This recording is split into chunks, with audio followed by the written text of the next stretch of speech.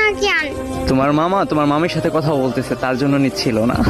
তুমি আমার মামা লাগো না, তোমার গ্রুপে আমি আসবো ছাড়া কে আসবে? হ্যাঁ হ্যাঁ, তুমি তোমার লক্ষ্মী মামা, আমার কিউট মামা তুমি।